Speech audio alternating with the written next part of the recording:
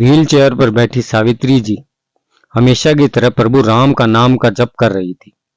तभी सावित्री जी पास रखी मेज से पानी का गिलास उठाने की कोशिश करती है, पर पानी का गिलास गिर जाता है। सावित्री जी की आंखों में आंसू आ जाते हैं। वह मन में सोचती है कि हे प्रभु राम, यह कैसी जिंदगी दी है तुमने मुझे। एक बोझ बनकर रह गई हूं।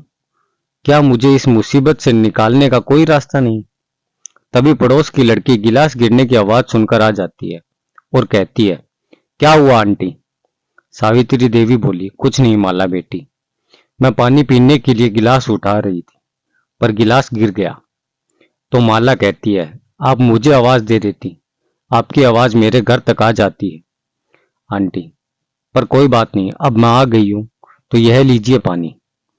यह कहकर माला एक गिलास में पानी डालकर सावित्री जी को दे देती है। माला कहती है, लगता है ज्योति आज काम पर जल्दी निकल गई।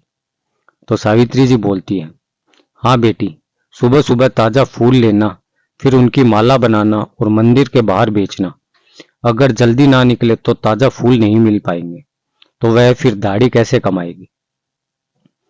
सावित्री के बुढ़ापे का सहारा ज्योति ही थी।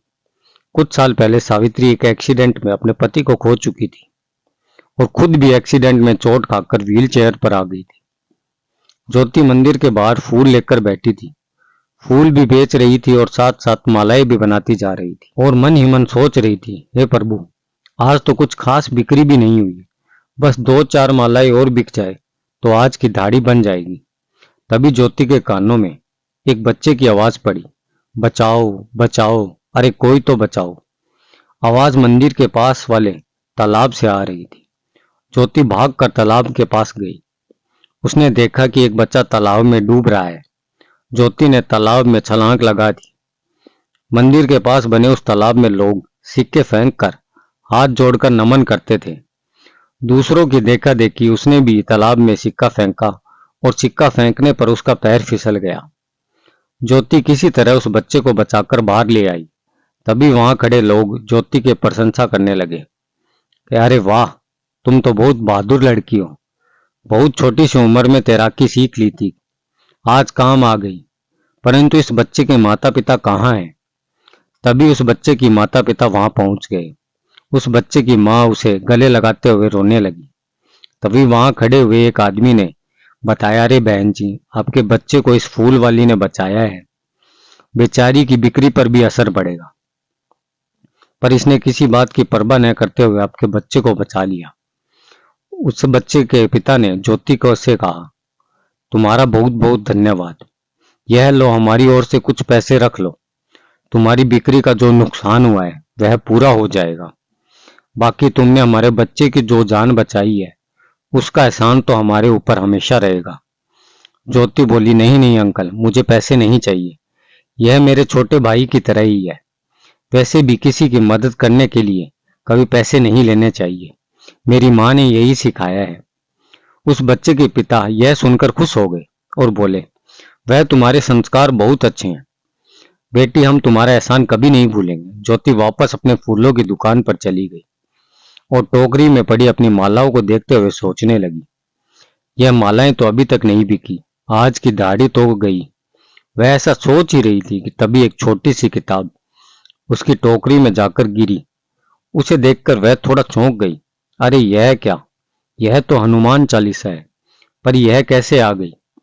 तभी एक बूढ़ा सा व्यक्ति जिसके हाथ में काफी सारी किताबें थी उसके पास आया और बोला, बेटा यह मेरी किताब है, मैं हनुमान चालीसा और पूजा की किताबें बेचकर अपना गुजारा चलाता हूँ।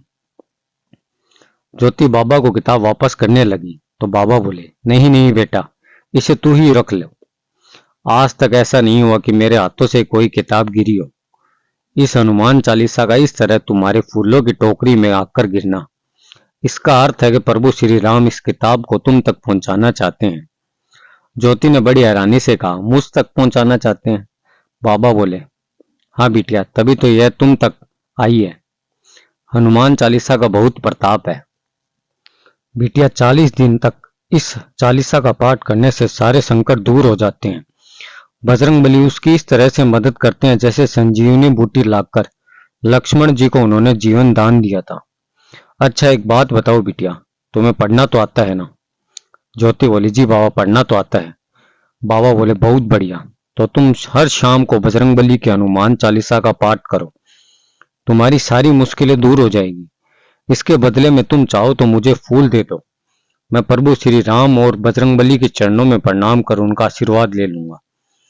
बाबा ने ज्योति से बोला और चले गए। ज्योति सोचने लगी, यह तो मैं कर सकती हूँ। हर शाम को घर जाने से पहले मैं मंदिर में बैठकर हनुमान चालीसा का पाठ कर लिया करूंगी। बजरंगबली जी की कृपा से मेरे सभी रास्ते खुल जाएंगे। ज्योति ने जो फैसला किया उस पर अमल भी किया और शाम को घर जाने से पहले मंदिर में बजरंगबली जी की मूर्ति के सामने बैठ गई और हनुमान चालीसा का पाठ किया। ज्योति ने घर आकर अपनी माँ को खाना दिया और उसकी नजर अपनी माँ की फटी हुई साड़ी पर गई, जिसे देखकर उसकी आंखों में आंसू आ गए। सावित्री देवी जी ने उससे कहा, क्या हुआ बेटी, तू रोती क्यों है? ज्योति ने माँ से बोला, माँ मैं इतनी मेहनत करके भी आपके लिए एक साड़ी तक नहीं ला पा रही हूँ। उसकी माँ बोली, तो तू मन छोटा मत कर बेटा, मैं घर पर ही तो रहती हूँ, कौन सा कहीं जाती हूँ। तभी ज्योति को मंदिर की घटना याद आ गई और वह बोली, माँ आज एक अद्भुत घटना हुई। मेरे फूलों की टोकरी में हनुमान चालीसा आकर गिरी। एक बाबा के कहने पर आज से हनुमान चालीसा का पाठ शुरू किया है। तुम देखना माँ, 40 दिन पूरे होते ही हमारे सुख के दिन भी आ जाएंगे। ज्योति ने माँ को खाना खिलाया, दवाई खिलाई और सोने चली गई। अगले शाम को भी ज्योति ने मंदिर में बजरंगबली की मूर्ति के सामने बैठ गई और हनुमान चालीसा का पाठ किया। अगली सुबह जैसे ही ज्योति घर से निकलने को हुई, तभी मकान मालिक आ गया और ताना देते हुए कहने लगा, वाह वाह, लोग ठीक ही कहते हैं भाई, पढ़ लिख कर लोग स्मार्ट हो जाते हैं, तुम भी काफी स्मार्ट हो गई हो। ज्योति बोली, शुक्रिया सेठ जी, पर मैंने ऐसा क्या किया? सेठ बोला, देखो ना, तुम सुबह सुबह अंधेरे में ही निकल जाती हो, क्योंकि तुम्हें पता है बाद में मैं आकर किराया मांगूंगा। पीछे से अपाहिज माँ होगी तो मैं उसे कुछ कह भी नहीं सकता। पर देखो आज मैं तुमसे ज्यादा स्मार्ट हो गया और तुम्हें सही समय पर आकर पकड़ लिया। ज्योति बोली, सेठ जी आप तो हमारी हालत जानते हो, हम अभी किराया देने की हालात में नहीं है, हमें थोड़ी मोहलत दे दीजिए। बाकी सुबह तो मैं इसलिए जल्दी जाती हूँ क्योंकि फूल खरीदने होते हैं। सेठ बोला, बेटी तुम मेरी हालात अच्छे से जानती हो, मेरे घर का खर्चा का प्रबंध लोगों से मिलने वाले किराए से ही होता है। मेरी हालात पर रहम करो, मेरा यह मकान तुरंत खाली कर दो, मैं किसी और को देखकर अपना गुजारा चला लूंगा। ज्योति बोली, पर सेठ जी, ज्योति कुछ बोल पाती उससे पहले ही सेठ बोला, अरे कोई सेठ वेट नहीं, मुझे आज ही मकान खाली चाहिए, नहीं तो कल तुम मिलो या ना मिलो, मैं तुम्हारी माँ को घर के बाहर निकाल दूंगा। ज्योति की आंखों में आंसू बहने लगे, पर उसके सामने और कोई रास्ता भी नहीं था। वह माँ को लेकर कहीं और जाने का मन बनाने लगी। एक झोपड़पट्टी में ज्योति ने अपनी माँ को लाकर बैठा दिया और सारा दिन भर भाग दौड़ करने के कारण वह थकी हुई थी। पर तभी उसे ध्यान आया, अरे शाम हो गई है, मुझे तो मंदिर में हनुमान चालीसा का पाठ करने जाना है। कुछ भी हो जाए यह नियम नहीं टूटना चाहिए। नियम के अनुसार वह मूर्ति के आगे बैठ गई और हनुमान चालीसा का पाठ करने लगी। ज्योति के सामने समस्याएं आती रही, तकलीफें आती रही, पर उसने नियम नहीं तोड़ा। हर शाम को नियम से वह मंदिर में बजरंगबली की मूर्ति के आगे बैठकर पूरे मन से हनुमान चालीसा का पाठ करती। आज 40वां दिन है। ज्योति ने हनुमान चालीसा का पाठ कर बजरंगबली के चरणों में सर झुकाया और प्रार्थना करने लगी, प्रभु मेरी प्रार्थना बहुत छोटी सी है, बस मेरी माँ को अच्छा कर दो और मेरी पढ़ाई का प्रबंध कर दो, मैं बहुत पढ़ना लिखना चाहती हूँ। प्रार्थना कर ज्योति मंदिर के बाहर निकली और तालाब में सिक्का डालकर आशीर्वाद लेने के लिए हाथ जोड़कर वह प्रार्थना करके जैसे ही मुड़ी तो देखा कि सामने वही बच्चा खड़ा है जिसकी उसने जान बचाई थी। बच्चे के साथ उसके माता पिता भी थे।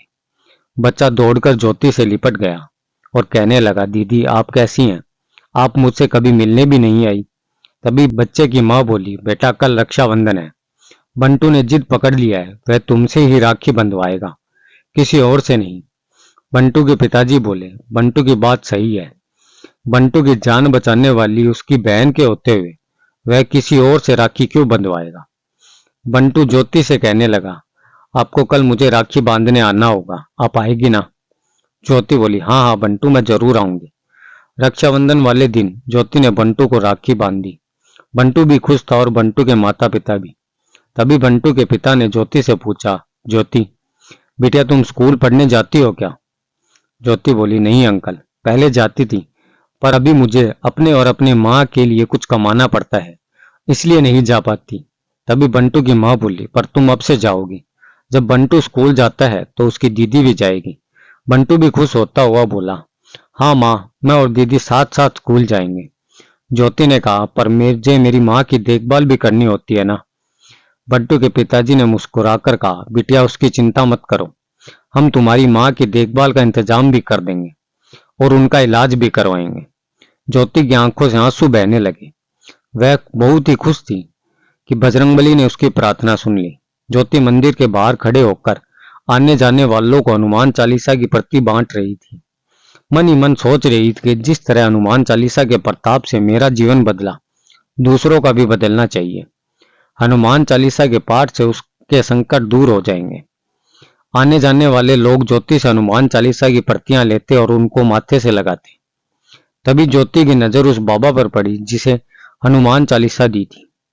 ज्योति उस बाबा के पास गई और बोली, प्रणाम बाबा, आपने सही कहा था, हनुमान चालीसा के पाठ से मेरा जीवन बदल गया, मेरे जीवन में मुश्किलें दूर हो गई। बाबा मुस्कुराते हुए बोले, इसमें तुम्हारी भी हिम्मत है बेटी, तुमने अपना नियम नहीं तोड़ा। एक बार प्रण करके नियम से काम को किया जाए तो सफलता मिलती ही है। हनुमान चालीसा का पाठ करने के दिनों में तुम्हारी मुश्किलें बढ़ी, पर तुमने नियम नहीं तोड़ा। वह परीक्षा लेते हैं, पर घबराना नहीं चाहिए, अपना नियम बनाए रखना चाहिए।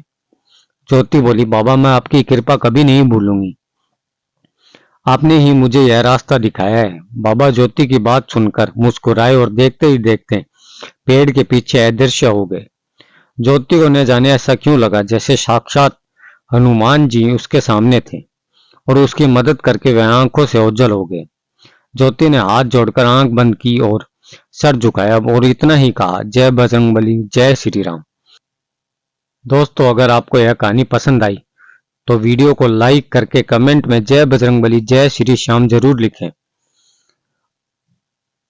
दोस्तों अगर आपको यह कहानी पसंद आई हो तो वीडियो को लाइक करके कमेंट में जय बजरंगबली जय श्री राम जरूर लिखें।